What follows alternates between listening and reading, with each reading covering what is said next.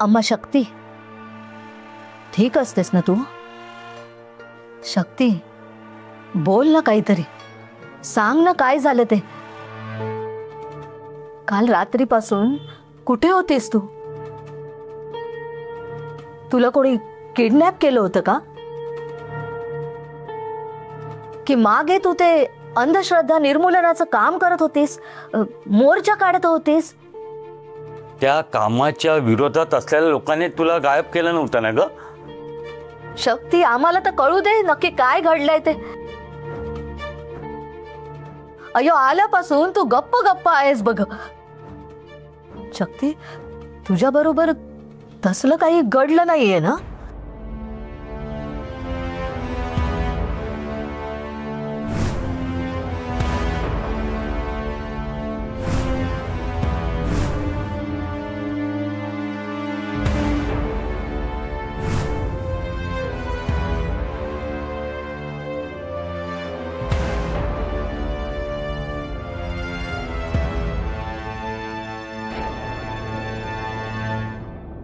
अम्मा, बोल ना बेटा.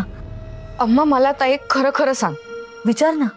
काल तू देऊळ भाट्याजवळ काय करत होतीस? देऊळ भाट्याजवळ? मी? हा, मी काय करणार तिथे जाऊन? अगं अम्मा, काल तू तिथे आली होतीस. अयो, मी नव्हते गेले तिथे. आणि कालच काय, मी याआधी कधीच गेले नाहीये तिकडे. अगं असं कसं होईल?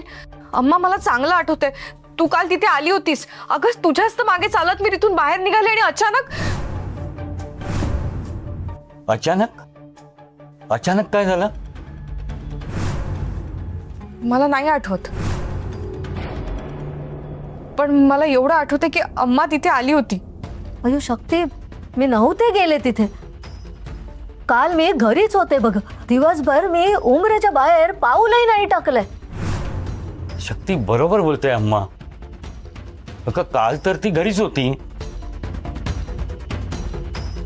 म्हणजे काल तू जिथे असशील तिथे अम्मा कशी असेल? नाही म्हणजे मला वाटतं ना शक्ती, तुला काहीतरी भास झाला असेल. भास?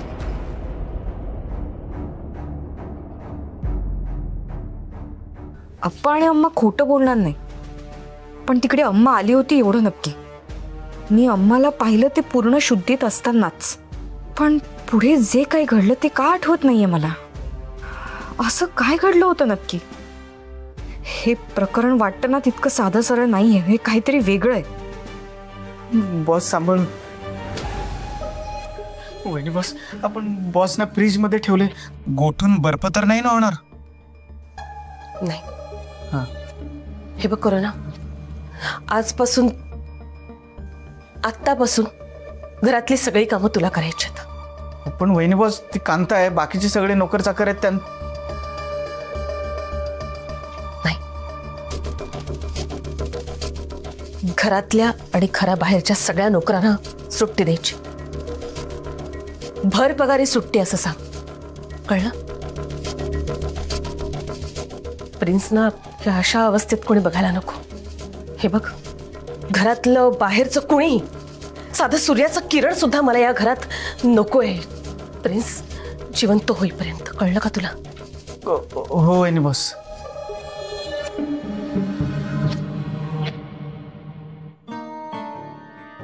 प्रिन्स, तुम्ही काळजी नका करू, मी आहे ना. मी सगळं नीट करेन. चेटूक मेटूक भूत भूताडकी पानावती सगळं सगळं करायला तयार आहे मी. तुमच्यासाठी काही करेन, पण तुम्हाला पुन्हा जिवंत करेन मी. सगळं नीट करेल भद्रा.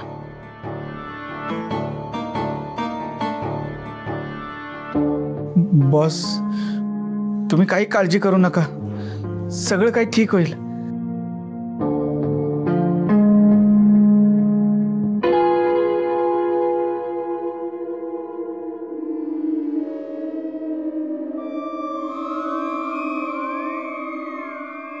चटकोबा, तुझा राग मी समजू शकते.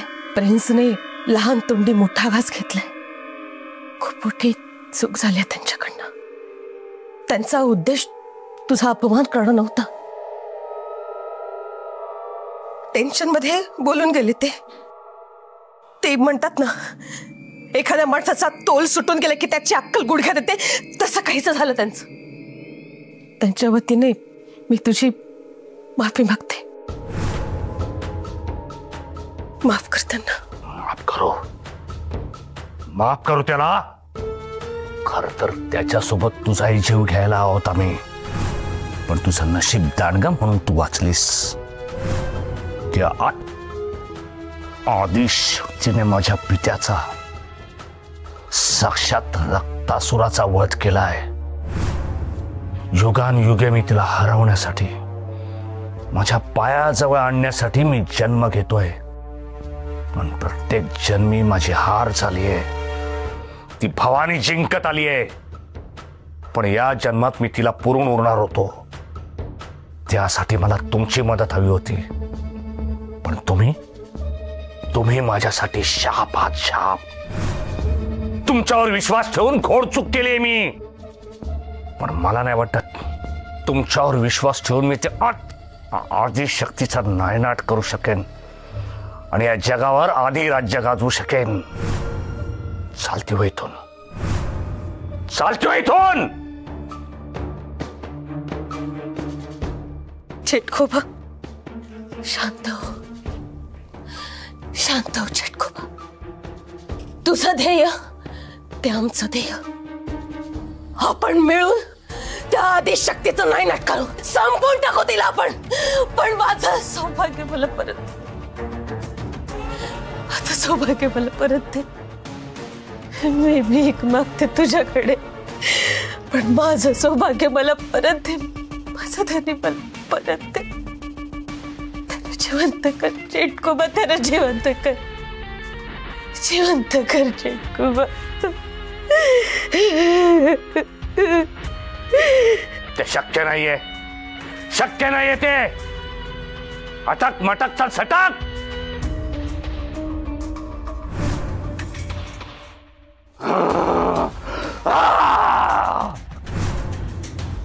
जर्जरम जर्जरम अग्निज्वाला दाहकम चंडचुंड मंतरम अग्निकुंड चेटुकम.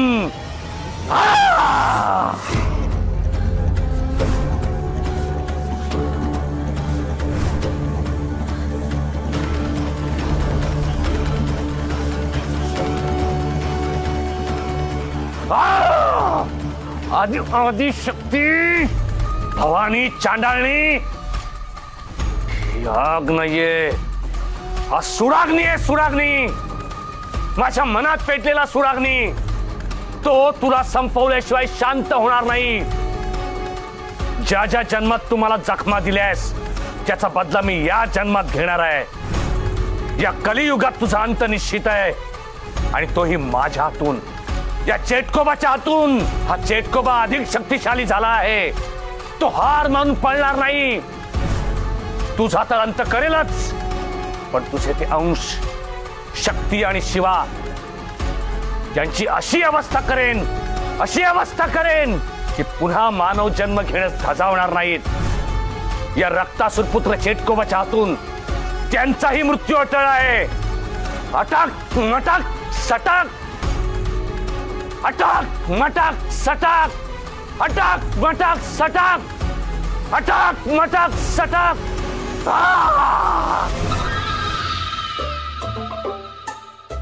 प्रीतीच्या चांद राती घेऊन हात हाती जोडू अमोल नाती ये ना ए प्रिये. वा नाना, जाम खुश दिसतोस तू आज. प्रीतीच्या चांद राती भीती काय प्रेमात पडलास की काय?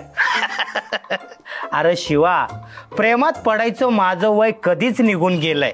आता खरं दिस तुझं आहे प्रेमात पडायचं. प्रेमात पडून लगीन करायचं आणि लगीन करून माझ्या होणाऱ्या सुनेला वाजत गाजत आपल्या घरी आणायचं. झाला का तू सुरू? अरे शिवा, आज मी लय खुश आहे. माझा लोक शब्दाला जागला. त्याच्या होणाऱ्या बायकोला संकटातून वाचवून सुखरूप घरी घेऊन आला. खरं तर मी साखरच वाटणार होतो, पण राहून गेलं. ए नाना, झालाच का सुरू? हा, अरे मजाक करायलोय. एवढ्या महागाईत साखर परवडणार आहे का आपल्याला? बडबड बंद कर आणि चंपी कर. हा, कुठं होतो रे मी? हा, ए प्रिये. ए शिवा, अरे लहानपणी तुला आठवतं का? तू क्रिकेट खेळायला मैदानात जायचा आणि पोरांशी खेळता खेळताच भांडण करायचा. लय राडे घालायचा तू. पण ए शिवा, मैदानातलं भांडण तू कधी घरी येऊ दिलं नाही. अरे समज तू माझ्यापासून लपवायचा. मग मला काही दिवसांनी कळायचं की तू कोणाशी तरी भांडण केलं. तू मला लहानपणी लय घाबरायचा, पण आता कशा पायी घाबरतोयस? आणि आता तुला काय लपवायचंय? अरे कुठे काय लपवतोय? आता हेच की, तुझ्या सोबत घराबाहेर काय घडतंय तू कुठे सांगतोय मला? अरे शिवा, तुझा नाना आता म्हातारा झालाय. त्याचं 4 गेलं 5 राहिलं.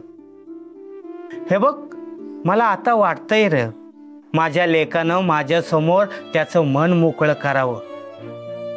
त्याच्या मनातलं वादळ माझ्या समोर सांगावं. आता माझा शिवा माझ्यापासून सगळंच लपवतोयस. का लपवतोय? शंभू महादेवालाच ठाव. नाना, तुला असं वाटत असेल की तुझा शिवा तुझ्यापासून काहीतरी लपवतोय, तर त्याला काहीतरी कारण असेल ना. टाइम आल्यावर सगळं समजेल. आपल्याला माहिती आहे तुझा आपल्यावर भरपूर भरोसा आहे. तुला आपला जाम अभिमान वाटतो. पण आता इथून पुढे तुला आपला याच्यापेक्षा पण जास्त अभिमान वाटायला पाहिजे.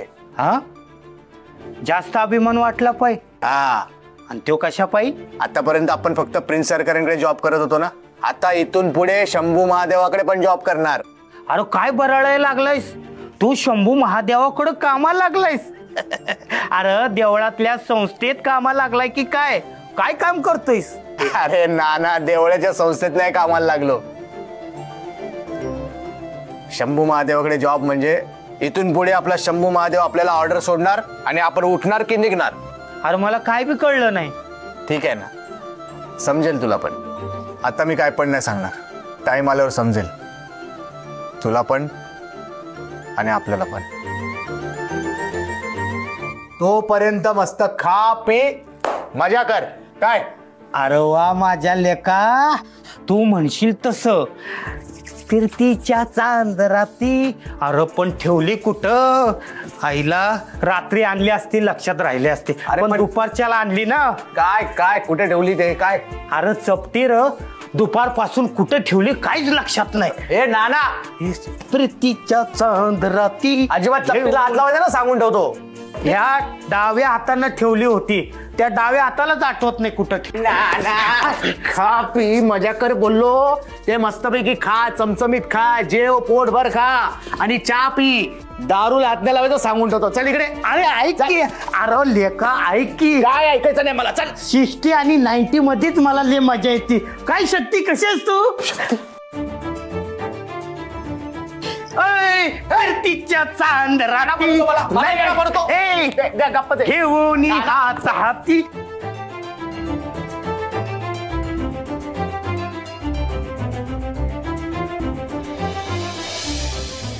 काल अम्मा तिथे आली नव्हती, तर मग मला दिसलेली बाई कोण होती? असं कसं होऊ शकतं? अम्मा सारखी सेम टू सेम दिसणारी बाई.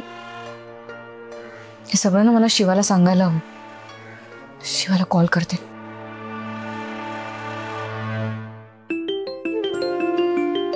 अरे शिवाचा कॉल.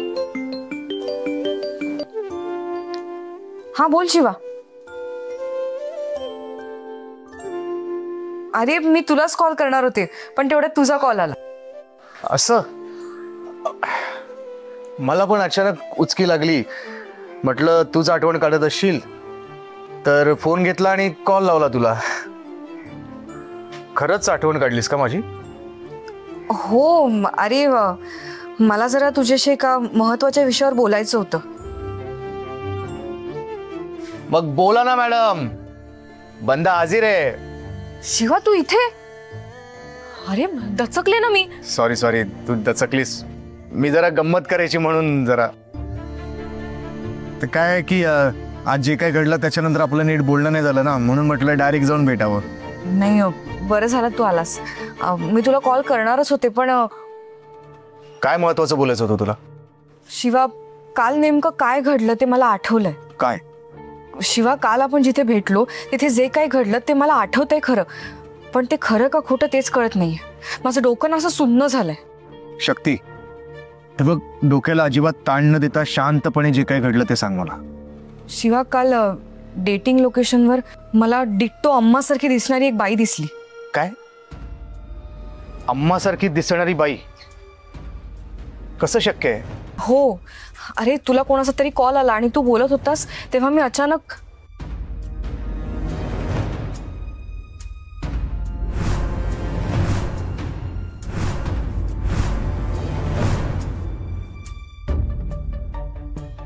अम्मासारखी दिसणारी बाई?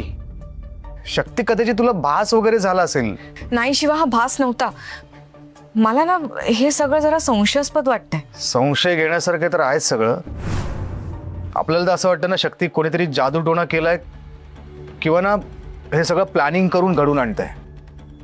पण आपल्याला एक कळत नाही, त्या वाटेवर अचानक आपल्याला सरकार कसं काय दिसलंय?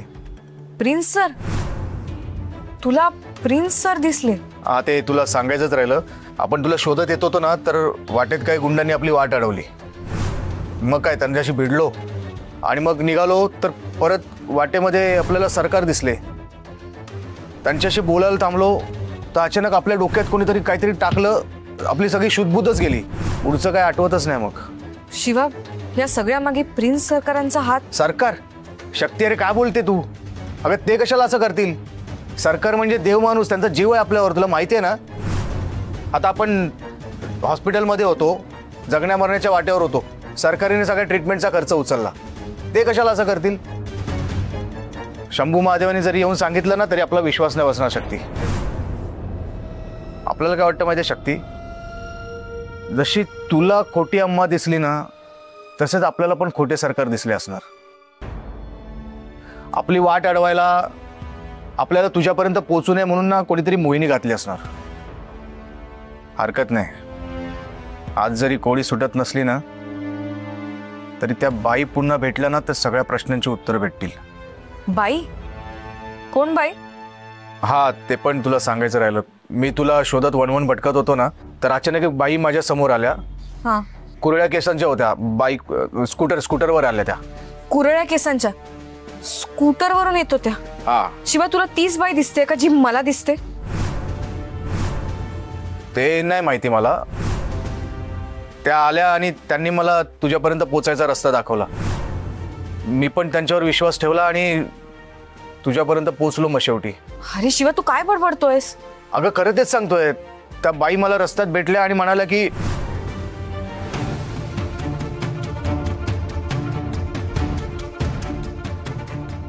तू जे शोधतोयस ते शोध, जिथे पोहोचायचंय तिथे पोहोचशील.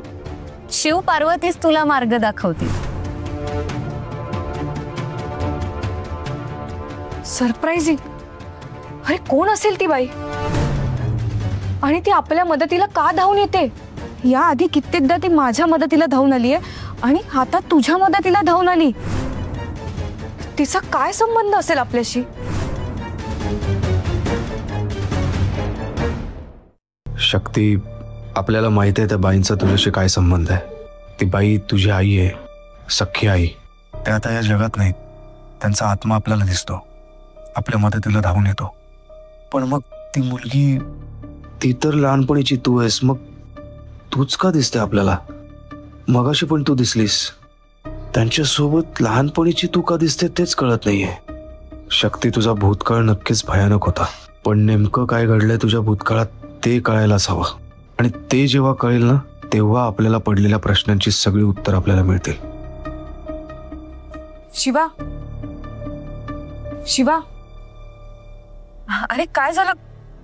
एवढा कसला विचार करतोयस? नाही, काय नाही, ते असंच. ते जाऊ दे, मला सांग, तू ठीक आहेस ना? हो, मी ठीक आहे. थँक्यू शिवा. थँक्यू कशाला? अरे तू जीव वाचवलास माझा. असं? बरं मग ऐक, आपला जीव ज्या जीवात अडकलाय ना तो जीव वाचवला आपण, आणि आयुष्यभर त्या जीवाचं रक्षण करणारा शिवा.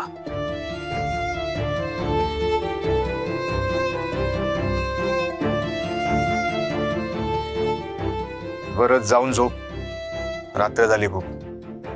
जागरण करू नको, मी पण निघतो. Good night. हो शिवा, तरी पण थँक्यू. एवढं सगळं सांगून सुद्धा तेच बोलतेस? मग यावर एकच वाक्य आपलं. कोणतं? Love you.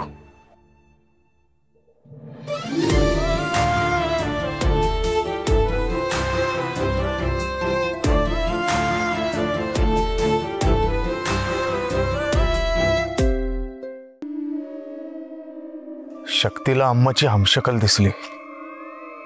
कसं शक्य आहे? आपल्याला पण तिकडे प्रिन्स सरकार दिसले. सरकार तिकडे त्या टायमाला काय करत असतील? विचार करून करून डोकं गरगरायला लागलंय. आपलं समजण्याच्या पलीकडचं आहे सगळं. बरं एवढं सगळं घडलेलं आपल्याला आठवतं, पण त्याच्या पुढचं काय आठवतच नाही. आणि जे काय घडलं ते कोणीतरी घडवलेलंच असणार ना. कोणी घडवलं असेल? यार तिड्यांना लवकरात लवकर सुटायला पाहिजे आणि डोक्याचा भुगा होणार आहे.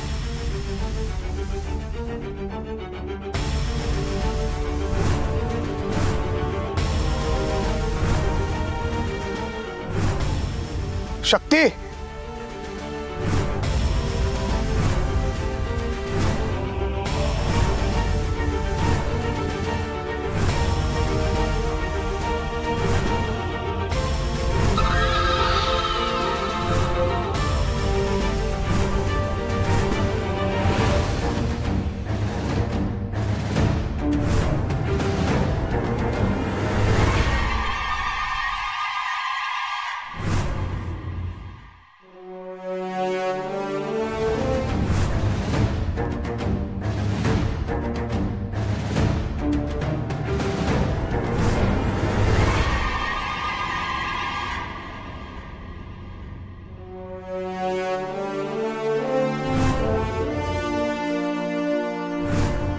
आम्हाला दोघींना असं समोर बघून हैराण झालास?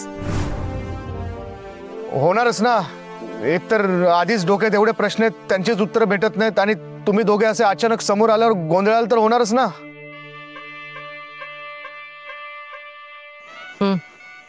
आम्ही दोघी कोण असा प्रश्न पडलाय ना तुला?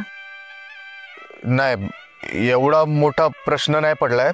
आपल्याला आयडिया आली आहे की तुम्ही शक्तीचे खरी आई आहे, आणि ही लहानपणीची शक्ती. पण शक्ती तर जिवंत.